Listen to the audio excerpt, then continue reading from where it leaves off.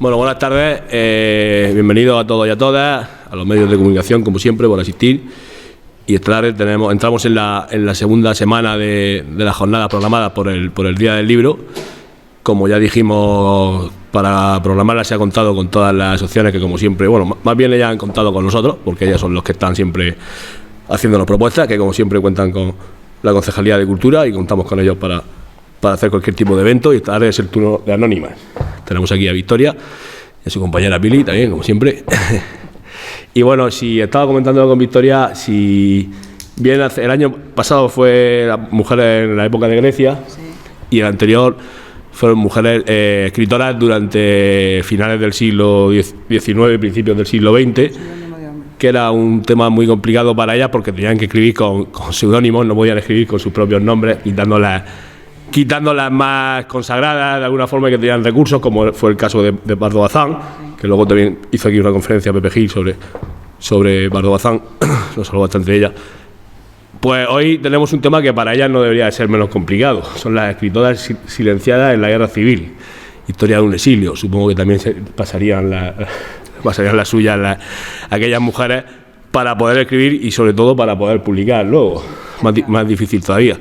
Bueno, yo voy a dejar a Victoria agradecer a la Asociación Anónima, como siempre, la colaboración en las jornadas culturales organizadas por el Día del Libro. Y bueno, y luego durante todo el año, pues para lo que le pedimos, siempre están también disponibles. Por lo tanto, muchísimas gracias. Esperemos seguir así durante muchos años. Ya lo he dicho, tanto venga quien venga luego a gestionar la Concejalía de Cultura, pues creo que se ha generado un precedente en la forma de trabajar, y supongo que seguirá la persona que esté a cargo de la gestión de la Concejalía de Cultura, pues supongo que seguirá contando con todas las asociaciones, porque creo que ha sido pues un experimento que ha funcionado muy bien y que el trabajo luego sale solo. Por lo tanto, muchísimas gracias, Victoria, y aquí estamos para lo que queráis, ¿vale?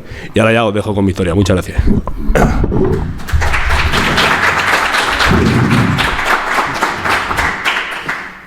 Bueno, primero, muchas gracias, Felipe, y a la Concejalía de Cultura por invitarnos también y tenernos presentes siempre Anónima. Y también felicitaros pues por estos 4 años que yo creo que se ha escrito una historia en Abarán. Creo que ha sido muy importante estos 4 años. Ojalá esto siga así después, que se siga con estas concejalías y que se siga, bueno, con todo lo que se está haciendo en tema de cultura. Yo creo que se ha sentado un precedente y esperemos que siga adelante. Yo solamente, bueno, agradecer también a todas las personas que esta noche pues están aquí y van a escuchar. Ya sabéis, yo siempre lo digo, que ni soy experta en literatura ni soy oradora profesional. Yo me dedico a la agricultura, entonces si me equivoco, me pierdo o algo, bueno, pues me disculpáis. Yo tengo aquí las chuletas y bueno, y vamos a empezar a hablar sobre unas mujeres que vivieron una época que muchos historiadores dicen que era como la época dorada de la mujer, ¿no? Las mujeres que vivieron antes de la guerra civil, los derechos que tenían, vivieron en un momento, bueno, que era muy bueno para ellas, ¿no? Podían trabajar, podían hacer un montón de cosas, y todo esto se vio truncado. Creo que es muy importante que conozcamos pues el contexto tanto político como social de donde estas mujeres, donde están estas mujeres y donde se queda su vida ahí truncada, parada, porque se tienen que ir de España, se tienen que ir al exilio, y bueno, y creo que es muy importante que conozcamos un poco la historia, ¿no? Como todos sabemos, bueno, a lo largo de la historia de la civilización, ¿se oye mal?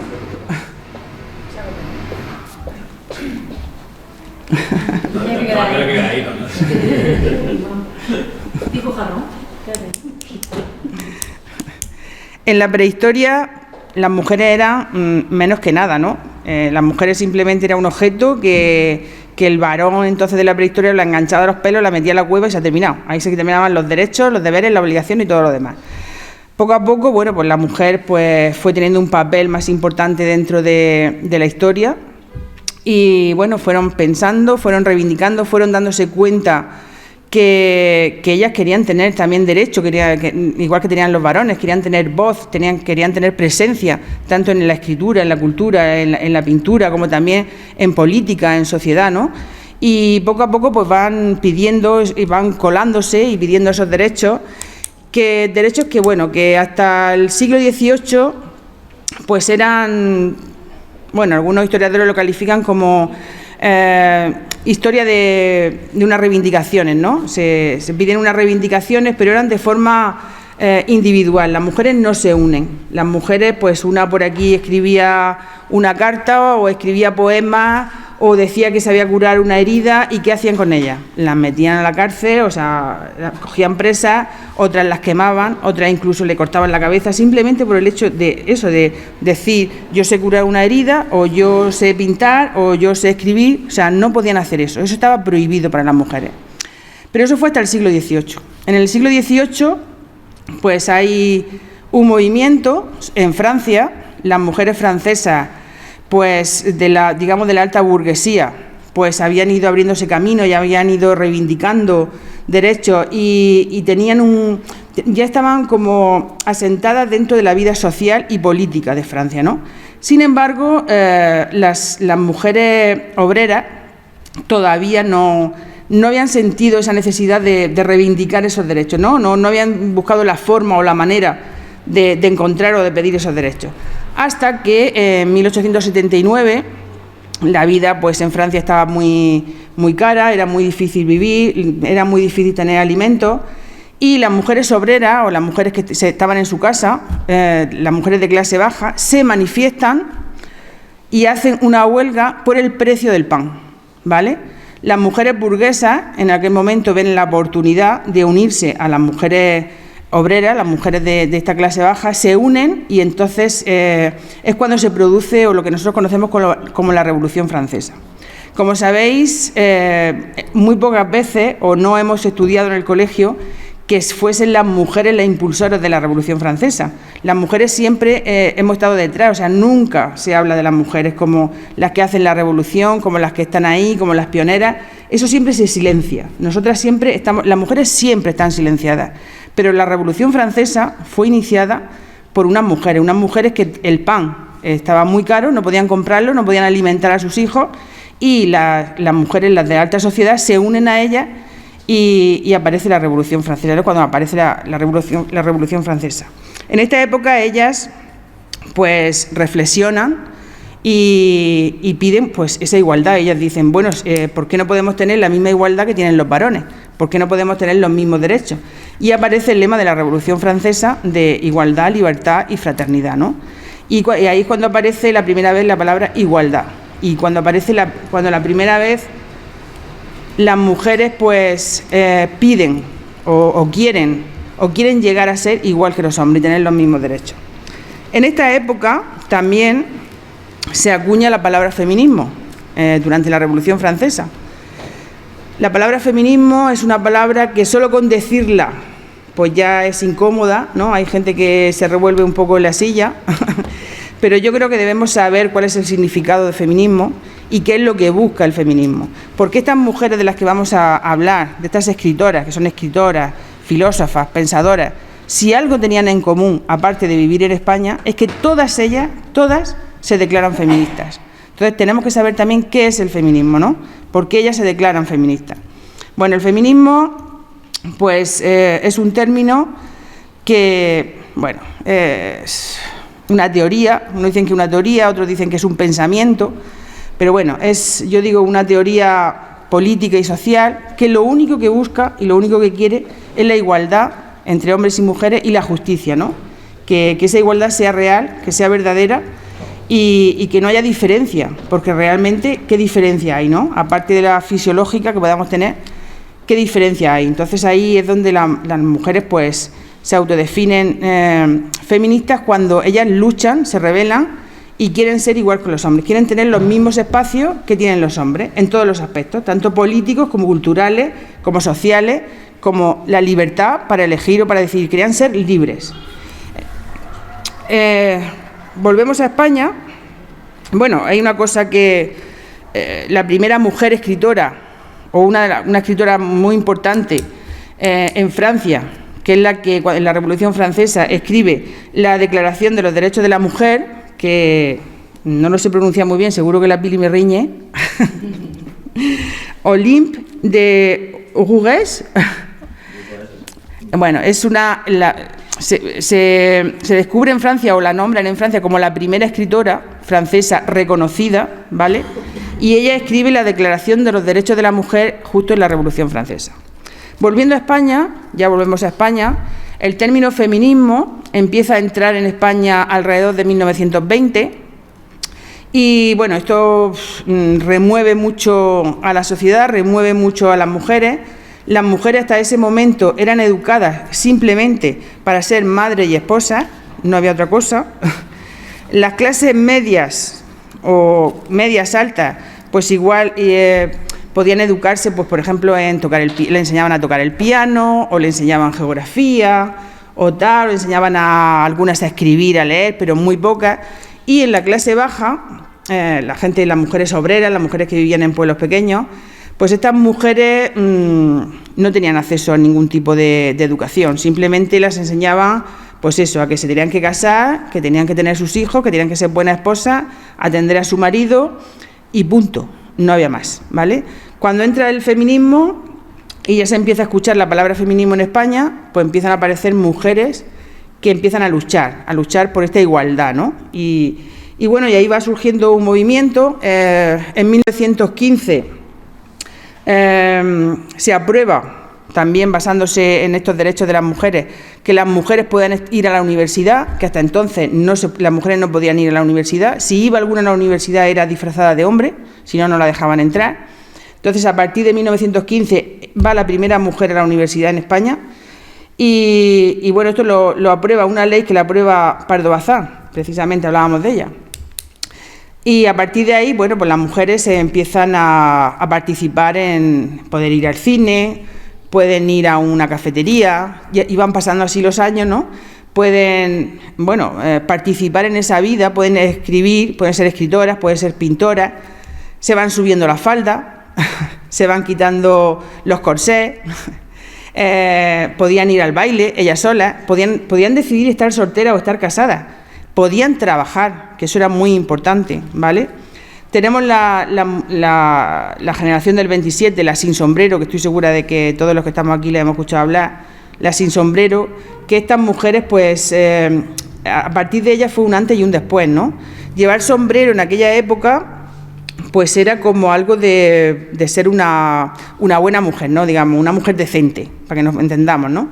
Ellas iban por la Gran Vía de Madrid, un grupo de mujeres que eran poetas, eran escritoras, y en ese momento deciden quitarse el sombrero, tirarlo al aire e ir sin sombrero. Eso representó una gran revolución para las mujeres, para el feminismo, resultó también una gran revolución, y a partir de ese momento, pues las mujeres ya empezaron a quitarse el sombrero también. Se subían las faldas, se quitaban el sombrero, iban al cine, iban a un montón de sitios que antes estaba prohibido, ¿no? Fomentaron también, ahí llegamos ya a 1931, que es cuando se aprueba en España, cuando entra en vigor la Segunda República. Esto es importantísimo para las mujeres, y muy importante, porque, bueno, se hace una Constitución y en su artículo 36 de la Constitución del 31 se aprueba incluso el voto a las mujeres. Las mujeres no podían votar. Y a partir de la Segunda República las mujeres pueden votar. Es Clara Campoamor quien defiende el voto femenino, y no solamente pueden votar, sino que en esta Constitución también pues está, por ejemplo, se recoge, por ejemplo, derechos de LGTBI, se recoge, por ejemplo, el divorcio, se recoge también el derecho al aborto, se recogen un montón de derechos que las mujeres tenían en ese momento, y que con el golpe de Estado y con después, cuando ya la Segunda República desaparece, ¿no? Cuando gana el Frente Nacional, pues todos estos derechos se pierden. Habían mujeres que eran las que lideraban este movimiento, digamos, de derechos de las mujeres como Clara Campoamor, como todas las que formaban las sin sombrero. Estaba, por ejemplo, Rosa Chacel, Carmen Conde, María Zambrano. Todas ellas son mujeres que van liderando estos movimientos y que se comprometen y trabajan mucho por la Segunda República, ¿no? Y esto hace que, cuando entra la guerra civil, ellas se tienen que exiliar, se tienen que ir de nuestro país, ¿vale?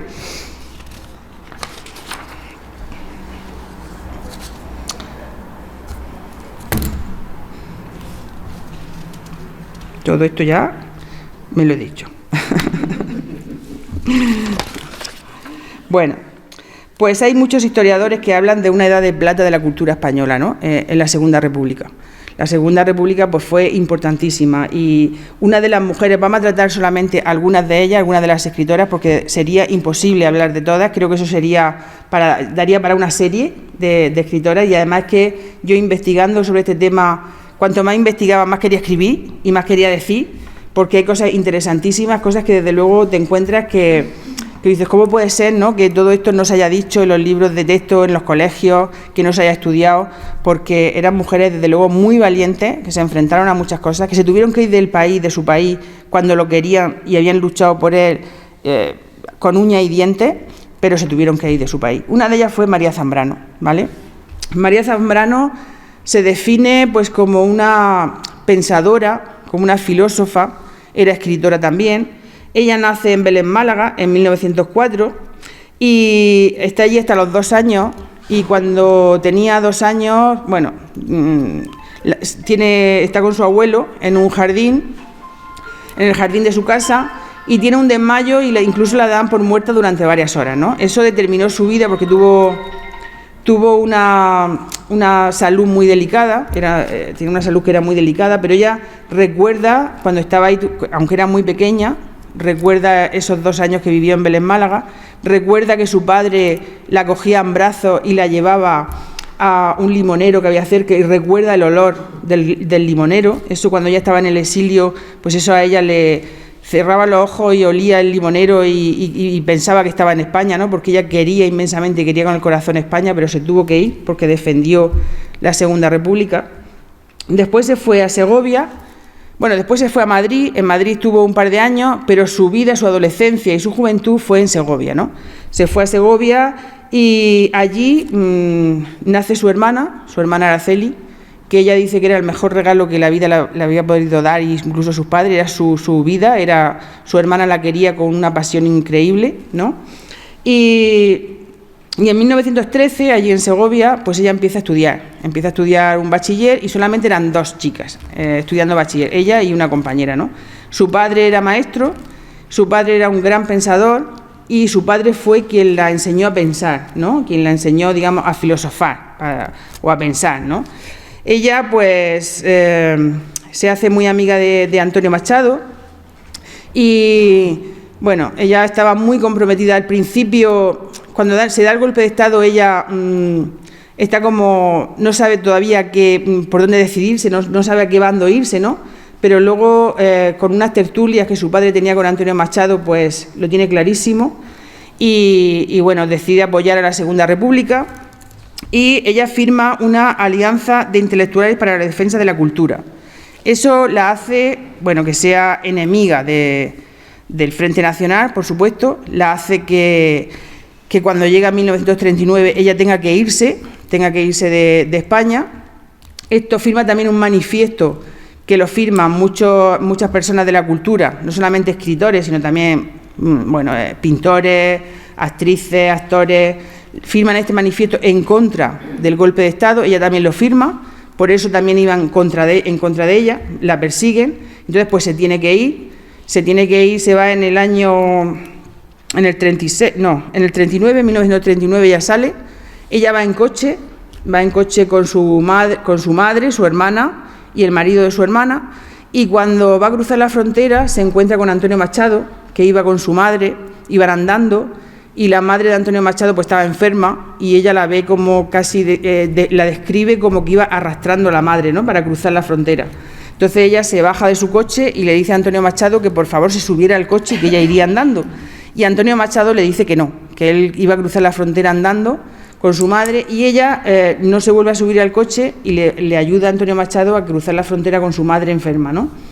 Llega a Francia, en Francia se queda su madre, se queda su hermana, se queda el marido de la hermana. Bueno, ella también, allí se reúne ella también con su marido, que ella también estaba casada. Y de Francia, pues bueno, se va a Chile, a La Habana, a México. Bueno, está en Ginebra, luego vuelve a Roma. En fin, va pasando por una serie de países que van influyendo muchísimo en su forma de escribir, en su forma de pensar, en su forma de ser, ¿no? En 1945 ella está en el exilio, está en México y se entera que el marido de su hermana lo han detenido, lo han deportado a España y lo han fusilado, ¿no? Ella decide vuelve a Francia, se encuentra a su hermana con una depresión muy profunda, entonces la coge y se va a Roma. En Roma está varios años también allí y bueno, después ya empiezan a pensar en volver a España, pero ella decía que no sabía qué iba a hacer en España, no sabía ni cómo se iba a ganar la vida en España, ¿no? Pero su hermana necesitaba volver a España por la depresión que tenía. Al final vuelve en 1982, vuelve a España y bueno, a partir de ahí pues empiezan a darle un reconocimiento, le dan el premio Cervantes, la hacen hija predilecta en 1985 de Andalucía, en 1988 le dan el premio Cervantes y luego a título póstumo pues le dan también muchos más premios, ¿no? De María Zambrano se sabe poco porque ella dio pocas entrevistas. Ella, a lo largo de su vida ella dio solo 2 o 3 entrevistas, no dio más entrevistas. Entonces, aparte de la obra, de su pensamiento, de su vida privada, se sabe muy poco de ella, ¿no? Y bueno, ella tenía una frase que ella decía, la palabra es libertad. Ella siempre tenía eso en la mente. Yo creo que es así, yo lo siento así también, personalmente. Creo que la palabra te da libertad y ella, pues, a pesar de todo lo que pasó, defendió sus ideales, como todas las mujeres que vamos a ver aquí hoy, defendió sus ideales hasta la muerte, hasta el exilio, hasta lo que más quiso, que era su hermana. Ya no pudo estar más tiempo sin ella y volvió. Pero creo que estas mujeres, desde luego, lo pasaron muy mal, porque dejaron a su familia, dejaron muchas cosas que, en fin, su país, que lo querían inmensamente, ¿no? Influyó mucho su padre. Y ahora en Roma, creo que hay varios doctorandos que están investigando sobre ella. En España también se están haciendo varios estudios sobre María Zambrano, pero todavía sigue siendo una gran desconocida. Pero yo creo que poco a poco pues la vamos descubriendo. Bueno. Otra de las mujeres que me he encontrado y que también me ha parecido interesante, ya digo que son muchas, pero aquí voy a hablar de algunas porque si no sería imposible, es Isabel Oyarzábal Smith. Esta mujer creo que es muy poco conocida, la conoce muy poca gente, sin embargo fue una actriz, una dramaturga, periodista y escritora. Nació en 1878 y ella era de padre católico y su madre era protestante, su madre era escocesa, ¿vale? Eso fue un gran choque para ella porque su madre era también muy liberal, ¿no? La incitaba a que fuera muy liberal, a que rompiera las normas, que fuera independiente, que fuera, no sé, la madre la animaba para que rompiera las normas, ¿no? Entonces la meten en un colegio de monjas y ella, pues claro, con la educación que la madre le había dado, pues allí lo pasa fatal, lo pasa muy mal. Está allí hasta los 14 años y cuando tiene 14 años, pues ya consigue salir de allí del colegio de monjas y empieza, a encontrarse en la vida, empieza a salir a bares, ¿no? A salir a bares, entonces no eran bares, ¿no? Serían, no sé cómo lo llamaban, pero bueno, empieza a salir con amigos, empieza a salir a las tertulias que habían de escritores y ella, entonces el feminismo estaba muy en su auge, ¿no? Y ella dice que no es feminista, ella se declara no feminista. Sin embargo, conforme va conociendo mujeres y va viendo la lucha que tienen esas mujeres, al final termina escribiendo muchos artículos defendiendo los derechos de las mujeres y al final ella se declara feminista, ¿no? Se declara feminista, se declara defensora de la Segunda República cuando hay el golpe de Estado y en 1939 también firmó este manifiesto que había firmado María Zambrano y en contra del golpe de Estado y en 1939 pues tiene que salir de España, se tiene que ir. Se va ella con el marido, se había casado con un chico que parece ser que no tenía, porque eran de buena sociedad, de un chico que no tenía nada, como decían, no tenía dónde caerse muerto, y entonces todo el mundo rechazaba ese matrimonio, pero ella fue feliz con él, se exiliaron juntos, se fueron a Nueva York, y allí en Nueva York en 1978 pues murió, ¿no? Exiliada, nunca más volvió a España.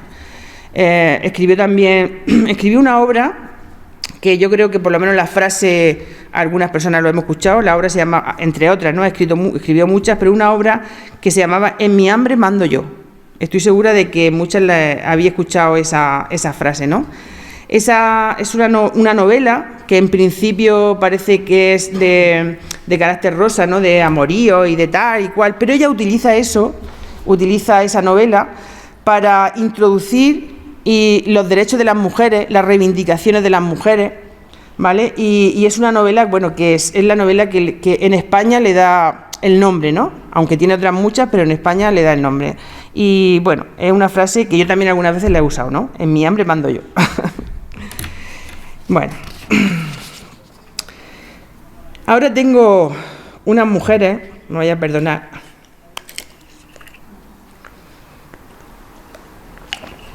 Unas mujeres que yo he descubierto, que para mí ha sido un descubrimiento, desde luego, no lo sabía, no sabía que existían estas mujeres. Las descubrí investigando sobre este tema y son las madrinas de guerra. No sé si alguien de lo que hay aquí ha oído hablar de las madrinas de guerra. Bueno, estas mujeres en sí no son escritoras, ¿no? Pero yo las he querido meter porque creo que aunque no están definidas como escritoras, ellas escribían y escribían a los soldados, ¿vale? Bueno, pues estas mujeres, el nombre de madrinas de guerra es un término que aparece en la Primera Guerra Mundial en 1915 y eran mujeres que le escribían a los soldados que no tenían familia o que no tenían novia o que no sabían, para que no se sintieran solos, ¿no? Pues entonces estas mujeres le escribían para eso, para darle ánimo, le mandaban regalos, en fin. Estas mujeres, ya te digo, empezaron a escribir en 1915, también aparecen en la guerra con Marruecos en 1920 y en la Guerra Civil Española pues también aparecen estas mujeres, ¿no? Las primeras mujeres que aparecen como madrinas pertenecían al grupo republicano, y claro, había que escribirle, muchos soldados no sabían nada de su familia y entonces pues eso era una forma pues, de animarles, ¿no? Y bueno, el bando nacional se hace eco, ¿no? También de que, se hace eco que los republicanos tenían las madrinas y claro, ellos dicen, pues nosotros también, por supuesto, si vosotros tenéis madrina, nosotros también tenemos madrina. Hacen un protocolo para solicitar esa madrina, o sea, no cualquier persona podía ser madrina, ¿no? Los soldados solicitaban a alguien, le escribían, que podía ser una vecina, una amiga, yo qué sé, ellos solicitaban, le escribían, el soldado era el primero que escribía, y le escribía a una mujer, pero ojo, tenía que ser soltera, eso sí, y le escribía pidiendo que fuera su madrina, y entonces ella tenía que aceptar o no aceptar. Pero claro, normalmente se aceptaba, ¿no? Se aceptaba porque era una forma que tú tenías de hacer algo por la patria, ¿vale? En el grupo republicano sí es verdad que estaban las milicianas, que esas cogieron el fusil y se fueron a pelear también. En el bando nacional, claro, ellas decían, bueno, no puedo coger un fusil, no puedo hacer otra cosa, pues le escribo a los soldados, entonces escribían y, como he dicho, también le mandaban regalos, le mandaban, que si unos calcetines, una bufanda, tal y cual. En principio, estas mujeres pues se limitaba solamente a eso, o sea, solamente era para animar. Pero claro, las cosas no se quedó ahí. De ahí salieron amoríos, salieron matrimonios y salieron muchas más cosas, ¿no? Yo he tenido el gusto he conocido a la mujer de un hombre que tuvo una madrina. Y bueno, ya me estaba contando que bueno, que su marido cuando estaba en la guerra, que aún no la conocía ella, pues que le venía muy bien, o sea, que le escribía a esta mujer y nunca llegó a conocerla personalmente. Luego cuando se casaron, ella lo animó a que la conociera, pero él nunca quiso conocerla personalmente. Y creo que son figuras que, bueno, que aunque no son escritoras como tal, no han escrito libros como tal, pues yo creo que también son escritoras y que también se merecen que se las recuerde porque son escritoras de la Guerra Civil y yo creo que también se merecen ese recuerdo. Ahí son anécdotas, pero yo creo que son anécdotas duras, no son anécdotas fáciles. Por lo menos yo cuando lo he descubierto no han sido anécdotas fáciles, que han sido fáciles de digerir para mí, ¿no? En el bando nacional pues estas mujeres que escribían estas cartas eran mujeres como Dios manda, con todas las letras. Eran buenas mujeres, escribían a los soldados. Las mujeres del lado republicano, cuando terminó la guerra, bueno, pues las cartas que se escribían con los soldados tuvieron que quemarlas. Yo no he encontrado ni una sola. Hay algún libro que recoge alguna carta, he visto por ahí que hay libros que recogen cartas de este tipo, pero del lado republicano muy pocas cartas hay. Del lado nacional sí que hay cartas. Bueno, estas mujeres, si las pillaban con una carta o alguien decía, las denunciaba como que había sido madrina de un republicano, pues las encarcelaban. Muchas de ellas, algunas, las llegaron incluso a fusilar por eso, simplemente. A otras le hicieron juicios por prostitutas y también llegaron a fusilarlas. O sea, todas estas las del bando republicano. Las del bando nacionalista eran mujeres como Dios manda, como tenía que ser, ¿vale? Eso me parece que también es significativo, ¿no?, de las cosas y las barbaridades que se hicieron en esa época y en ese momento. Y también por esta anécdota y por esto que estoy contando, fue lo que me decidió a mí también a nombrarlas, ¿no?, a que se acordaran de estas mujeres, que algunas de ellas dieron la vida, y por escribir una simple carta, ¿no?, por escribir una carta dando ánimo a un hombre que estaba luchando y que no sabía nada de su familia. En fin, pues las madrinas de la guerra. Y por último, y no menos importante, al revés, yo creo que muy, muy importante dentro de la historia de España, Clara Campoamor. Clara Campoamor, yo creo que, no sé si todos los que estamos aquí hemos escuchado hablar de Clara Campoamor. Yo le he descubierto también ahora más cosas sobre ella. Sí, me gusta prepararme estas cosas porque aprendo muchísimo. Me gusta también contarlas, pero yo aprendo mucho preparándomelas. Los años que llevo preparando con esta Concejalía de Cultura he aprendido muchísimo sobre muchos temas. Y Clara Campoamor es una mujer que también me ha enseñado mucho cuando he estado preparando el tema y he aprendido muchas cosas de ella, ¿no? Ella pertenece a una familia, digamos, pobre. Su madre era una modista de pueblo, y su padre se muere cuando ella es muy pequeña, y ella pues quería ir al colegio, tenía muchas ganas de aprender, pero claro, su madre sola cosiendo pues no le daba, no tenía dinero. Tenía 2 hijos más, uno fallece y quedan ellos 2 solamente, y un hermano que se llamaba Ignacio, y ella. Y bueno, se tiene que poner a trabajar. Con 10 años ella se tiene que poner a trabajar, se pone a trabajar de modista con la madre, pero bueno, ella tenía muchas inquietudes, aprende a leer, a escribir, bueno, cuando puede, como puede, va pidiendo favores para que la enseñen. Al final tiene sus estudios primarios, digamos, para que nos entendamos. Consigue con los estudios, con lo que ella, o sea, con el trabajo que ella va teniendo, porque haciendo varios todos los trabajos que le salen, ella los va haciendo. Entonces, con ese dinero se consigue pagarse el bachiller. Se presenta a unas oposiciones de correo y mecanografía y taquigrafía. Saca la primera plaza en taquigrafía y mecanografía. Ellos vivían en Madrid y entonces pues se tiene que ir, le dan la plaza, pero se la dan en Zaragoza, ¿no? Entonces se tiene que ir a Zaragoza, y de Zaragoza la trasladan, no sé si por Cantabria o por Asturias, la trasladan también. Ella se tiene que ir sola, y entonces se da cuenta de lo difícil que era para las mujeres vivir solas, ¿no? Se da cuenta de lo importante que era la independencia económica, se da cuenta de muchas cosas, se da cuenta de las reivindicaciones y de la importancia que tenía reivindicar los derechos de las mujeres, ¿no? Porque ella se encuentra muchas dificultades. Ella, por ejemplo, era una mujer que tenía muchas ambiciones, y cuando entra su plaza de correo y de mecanógrafa y taquígrafa, ella era auxiliar, y ella quiere ascender, pero no puede porque es mujer, no puede. Entonces ella decide que va a dedicar su vida a defender esos derechos, ¿no? Así que con lo que trabaja consigue ir a la universidad, se matricula en Derecho, se saca su carrera de Derecho, y es una de las 2 primeras mujeres que entran al colegio de abogados. Es la segunda, la primera es Victoria Kent, y ella es la segunda, entra un mes después que Victoria Kent, ¿vale?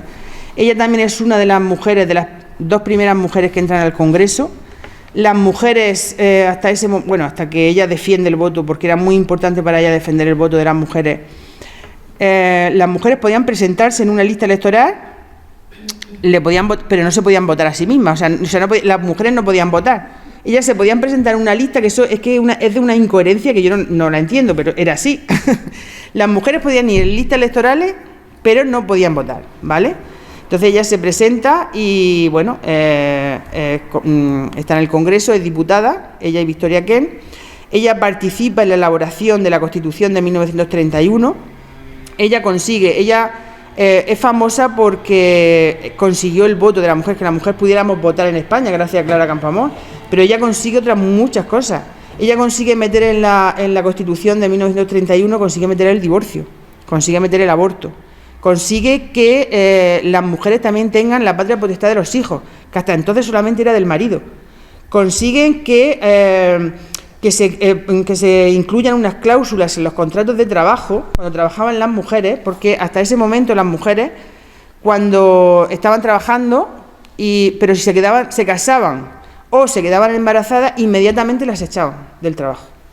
Entonces consigue que esas cláusulas en los contratos se eliminen, o sea, consigue que eso no sea así, que se consigue que la maternidad también forme parte de la mujer y forme parte de la vida tanto de la mujer como del hombre. Consigue que en esa Constitución tengamos que se hable de derechos de igualdad de mujeres, o sea, entre los sexos, algo que a lo mejor ahora ves y dices, tu madre, parece que es algo novedoso. Pues no es novedoso, en 1931 ya lo teníamos, muchas cosas que teníamos. En Cataluña eso, se aprueba el aborto, se aprueba, pues eso, el divorcio, se aprueban un montón de cosas que después se perdieron, o sea, se perdieron totalmente, ¿vale? Porque, claro, con el golpe de Estado, ella en 1936, al mismo iniciarse la guerra, ella tiene que salir, tiene que exiliarse, irse de España. Ella quería España con locura y con pasión, pero ella se tiene que ir, se va a Suiza y nunca más puede volver. A ella la condenan por masona e incluso, bueno, tenía 12 años de cárcel, le ponen una condición.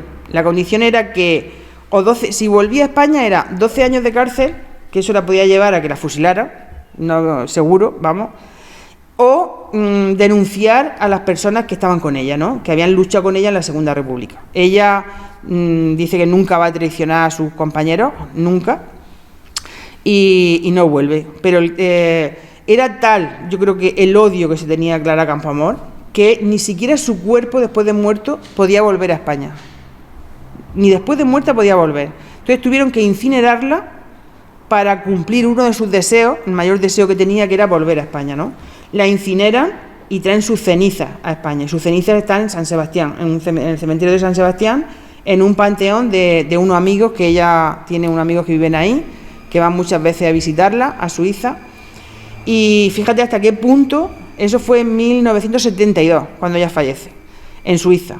Hasta qué punto llegó el odio de que ni siquiera su cuerpo, después de muerta, podía volver a España, ¿no? Entonces ella es una gran defensora, como he dicho, y lo consigue, del voto femenino. Ella es la primera mujer que habla en el Congreso de los Diputados, la primera. Es la primera abogada mujer que defiende un caso en el Tribunal Supremo, y es la primera mujer que habla ante las Naciones Unidas, lo que ahora llamamos ONU, ¿vale? Ella hace una unión de mujeres, a ver, lo tengo por aquí, ¿cómo se llama?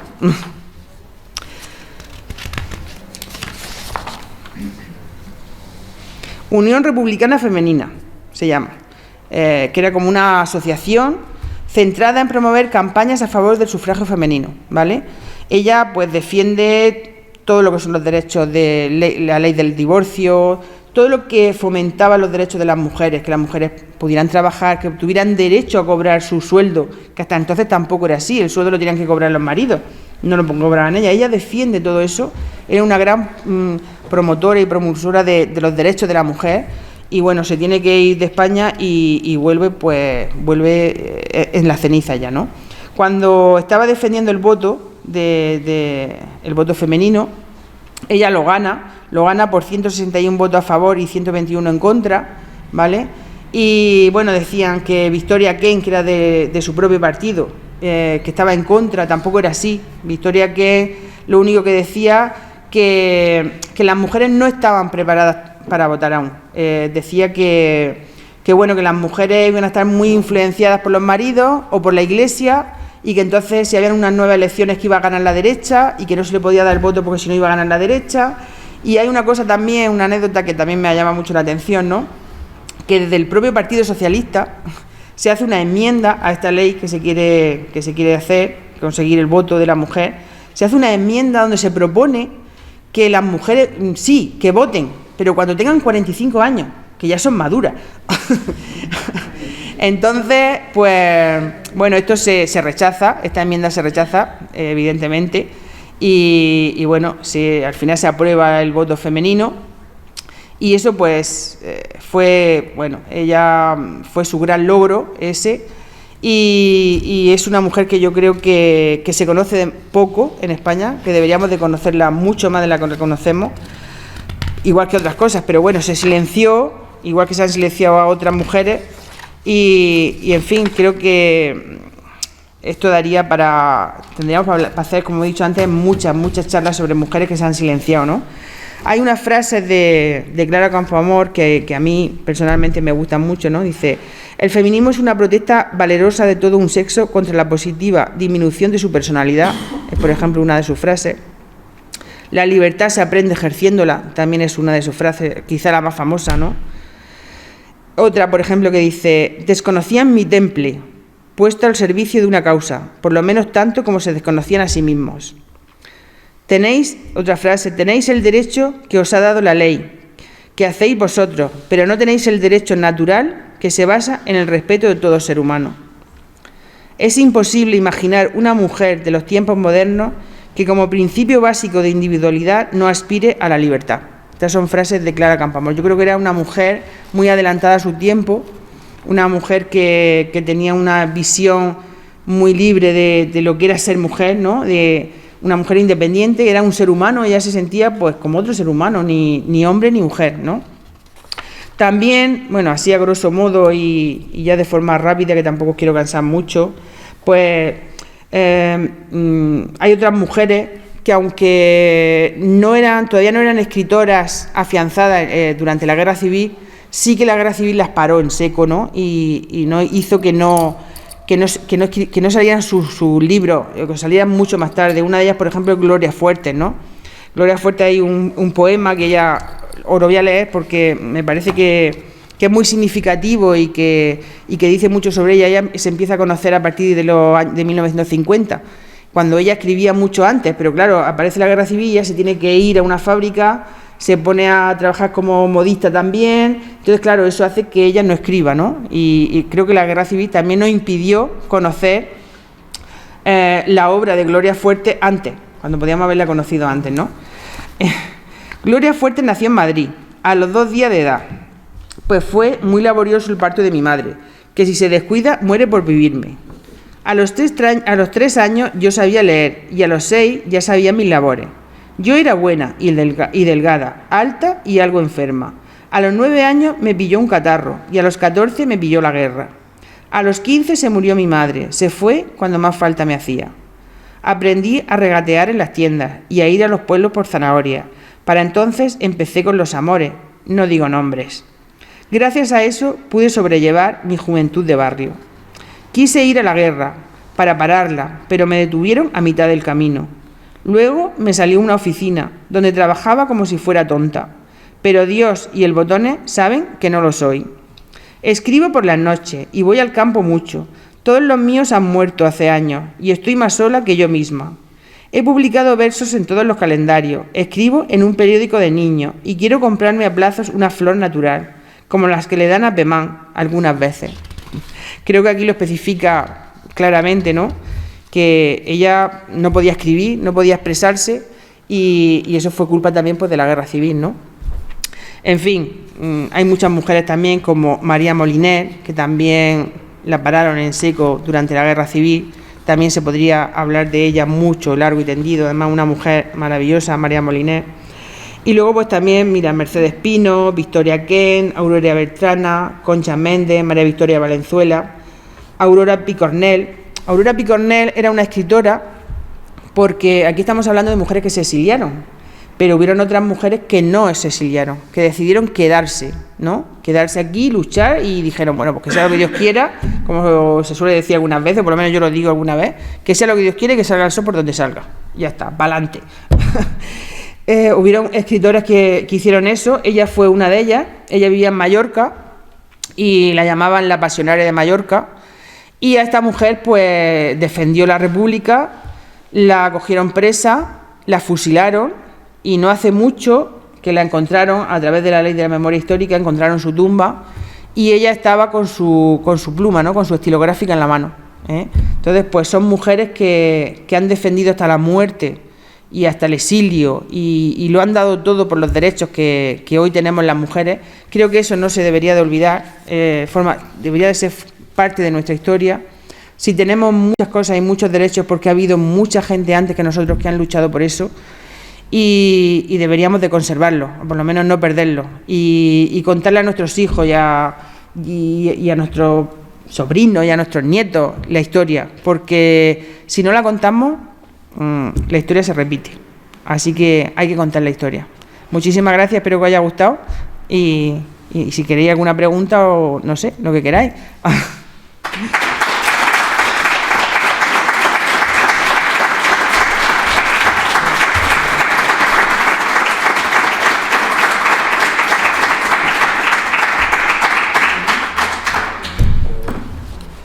Quiero agradecerlo el trabajo que habéis hecho en las 3 conferencias, dándonos a conocer la historia de muchas de estas mujeres, porque si bien es cierto que, por ejemplo, una de las famosas, dedicamos 6, pues son las más importantes en el tema en su momento, luchando por el feminismo, en el momento de todo, como tú has dicho, no solamente era la responsable de introducir el sufragio de las mujeres, sino que fue la responsable de que la Constitución del 21 fuera la Constitución más moderna que había, adelantada a su tiempo con diferencia, pero en toda Europa con mucha diferencia, ¿no?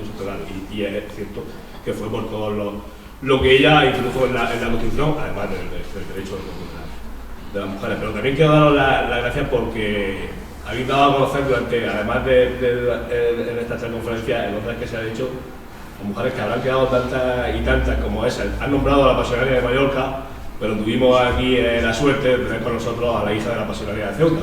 Sí, sí. Exactamente. Era sobrina nieta del general Miaja, que era el general que más tropas había tenido sobre el mundo entre la Segunda República. Exactamente. Y su madre, en Ceuta, decían que era la primera mujer que se puso los pantalones en Ceuta. Sí. Fue una mujer que se dejó la piel por la lucha obrera y por la lucha de la igualdad de las mujeres. Cierto.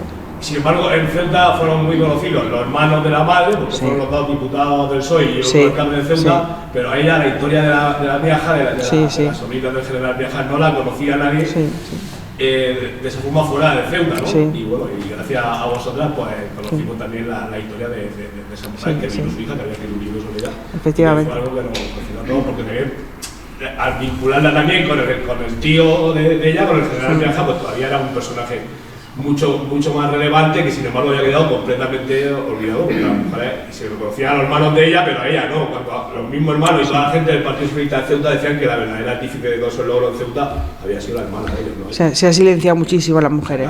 Sí, muchísimas. Muchísimas.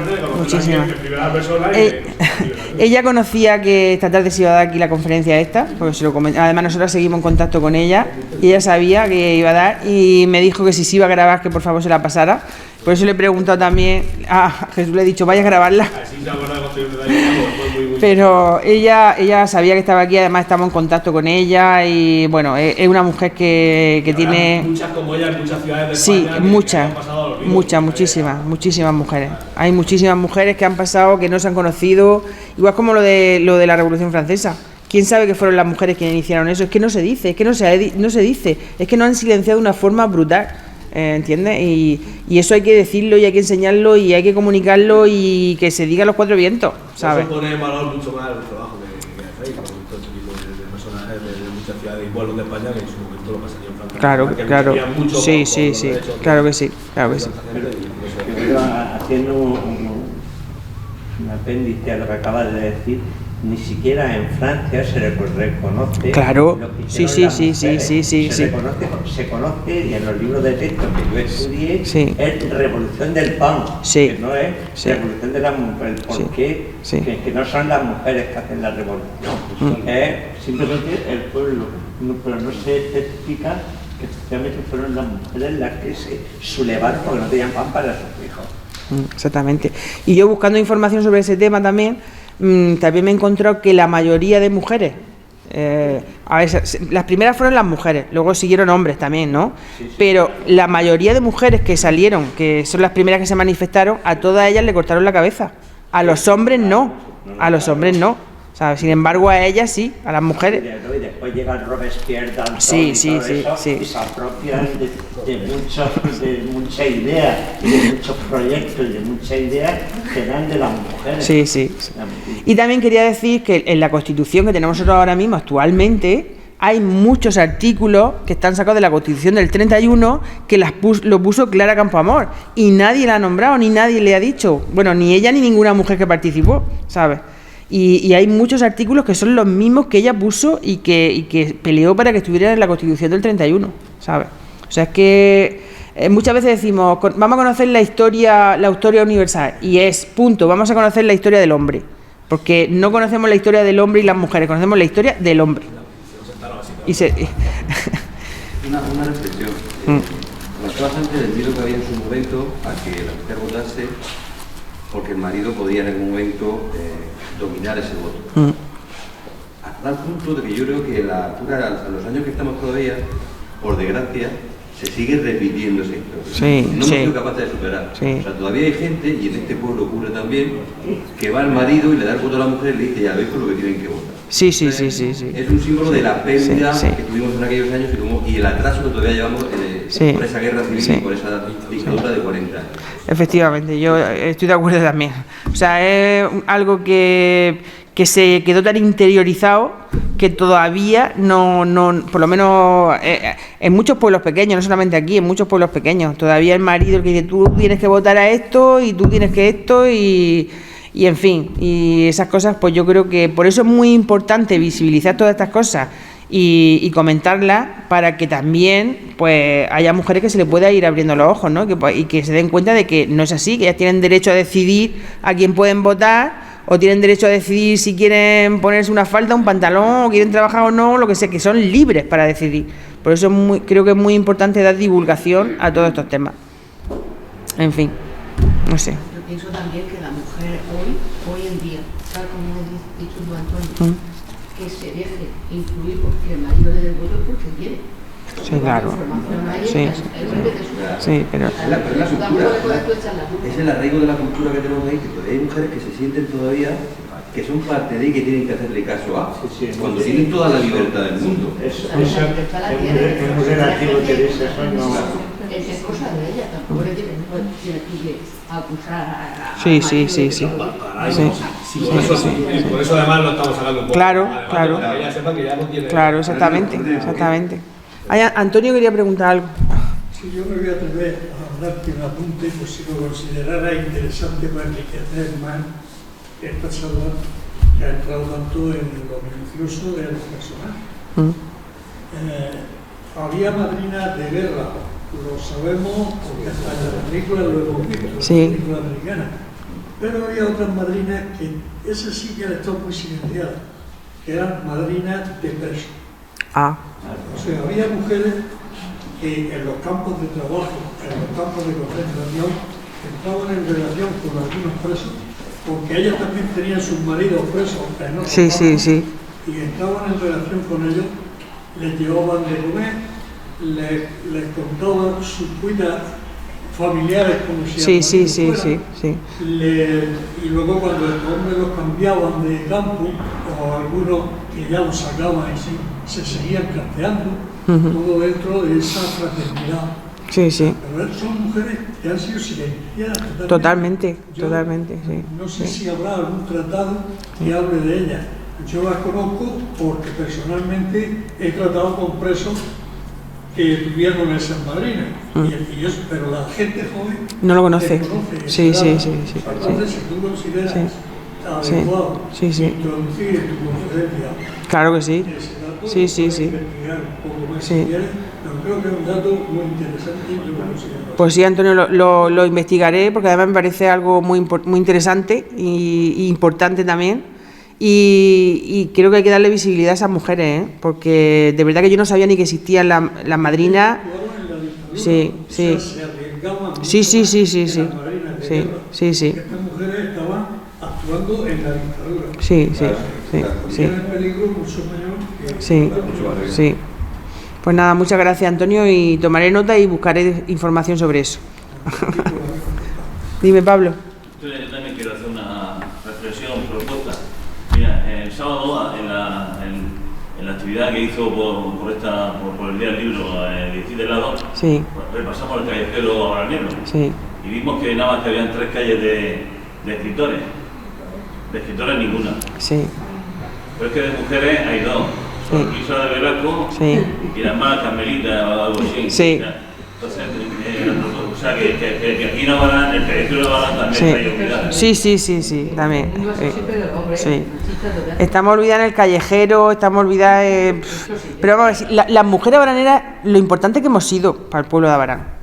Pues yo creo que hemos sido muy importantes. Cuando nuestras madres han trabajado 16 horas, 17 horas y todo lo que han hecho. Y vamos, yo he escrito sobre ese tema. Y Abarán París Londres, eso ha sido Abarán París Londres gracias a las mujeres que trabajaban tantas horas. Si no, ¿de dónde iba a salir Abarán París Londres? Bueno, mi propuesta es a que nos Sí. pongamos esos deberes. Aquí ya vemos Sí. que vamos a las candidaturas, Sí. donde vos no has venido. Sí. Y pues son deberes que nos debemos de poner. Sí, sí, porque sí. Estamos ya en el siglo XXI, que Sí. ya en el callejero, 2 calles de Sí, mujeres, sí, sí, sí. pues es olvidable. Pues nada, pues desde aquí a todos los candidatos que se presenten en las próximas elecciones municipales, el callejero que lleven nombres de mujeres en las calles, que ya está bien, y que vaya en el programa electoral. Mujeres de Abarán, de cosas de Abarán, Efectivamente, que sean de las mujeres o efectivamente, efectivamente, sí. Y que hay mujeres muy valiosas aquí en Abarán, muchísimo, muchísimo, de que escriben. Vamos a empezar por atrás, ¿cómo? Vale, que escriben, que científicas, hay muchas mujeres muy valiosas aquí en el pueblo, así que a ver si se animáis todos. Dime, dime. Ha sido muy interesante y la verdad que yo quiero que tu madre sin mucho cariño. A mí ha sido muy gratificante la charla, ¿verdad? Y he de decirte que hay personas en Abarán, y una voy a proponer yo, que es doña Eulalia, que ha sido silenciosa, y yo creo que antes que otros personajes más famosos, lo que sea, es una persona que era seria, pero muy lista. Muy lista, listísima. Doña Eulalia. Era farmacéutica. Sí, era farmacéutica. Padre era médico. Sí. Pero a pesar de todo, esa familia ha sido una familia, yo creo que como ha vivido en frente, ella me tenía y de coger, de todo. Ella era Sí. una filigrana para todo. Sí, sí, Todas sí, las- sí, todas sí, las hermanas. sí. Y desde luego, claro, el que le dieron más carrera, pero ella era una persona sobreintendente. Yo digo que antes que una forastera, ponerle, y se ha hablado poco de doña Eulalia. Sí, El sí. otro día tuvimos aquí el ejemplo cuando la charla de las mujeres protectoras de la región de Murcia, de la baranera, que era la madre del templado, que fue la que puso en marcha la patente del templado de madera. Sí, sí, Lo que pasa es que sí. era una persona, bueno, yo como teníamos tanta confianza, porque en esa casa nada más entraba mi madre y los hijos de mi madre. Nada más entrábamos, era muy misteriosa. Bueno, ya, es decir, que como hito importante es que hay mujeres. No, pero ella Sí, sí hay. Y era investigador de la Universidad de Murcia. Sí, sí, sí, sí, sí. Sacó la oposición la número 1 de España en farmacia. Es que yo no he leído, era una mujer súper inteligente. Claro que sí. Ah, A una realidad. Sí. Sí se le hizo. Sí, sí, sí. No fue muy amplio, pero sí se le hizo. Bueno, para ver si no silenciamos tanto a las mujeres. Mira, están echando una serie que la verdad es por lo que tú, y es evocando a esos tiempos. Y hay, la verdad que está un poco entretenida. Esta tarde la he visto yo y entonces hay una mujer que tiene hijos y se llama la tienda, bueno, era una tienda muy hermosa, de ropa y de tal, ¿la has visto? Y se llama Paraíso. Y entonces ahí no podían entrar nada más que gente soltera, que no tuviese hijos. Y una mujer que tenía a su hijo le prohibía y al marido. Y una de las veces que va a la tienda, pues padre, el día de la madre, que lo hace. Entonces el hijo al salir le dice, adiós mamá. Entonces va una a chivarse. Y resulta que la jefa, o sea, la coordinadora, es que tenía también una hija que dejó, ¿sabes? La dejó abandonada en un hospicio. Porque si no, no podría trabajar. Claro. También es un dilema, la verdad, ha acarreado sí, gente porque ha sido rica, y hoy están haciendo muchas historias de eso. Claro que se tienen que conocer, Realmente lo ves. Ya, Antonio, ¿has terminado? No, es que hablando de serie, lo sabréis mucho, pero el miércoles estrena Los pacientes del doctor García. De la Almudena. El tema que estamos teniendo esta noche, por si alguien no se ha enterado. Y si después de haber leído la novela, pues puede ilustrarse muy bien con la serie. Yo quería comentarte que, bueno, no es española, es francesa, Madame Curie. Sí. Yo he leído su vida y una mujer inteligente, mucho más inteligente que el marido. Claro. No permitieron darle el Oscar, el premio Nobel. Porque era mujer. Ya la segunda vez, una segunda que ya ella destacaba muchísimo más que ya entonces se lo dieron a media. Y a ella. Pero la primera vez lo quisieron en la academia que ella cogiera el premio. Una mujer luchadora. Eso decía en Francia. Sí, pero igual. Eso es a nivel mundial. Porque en Francia, la Revolución Francesa es lo mismo. Han silenciado a todas las mujeres. O sea que. Porque va luchando contra la sociedad para salir adelante y investigar. Y en cambio le cierran todos los caminos. Claro. Así. Bueno, pues nada, muchísimas gracias a todos por estar aquí esta noche y hasta la próxima. Sí que es verdad. Hasta la próxima.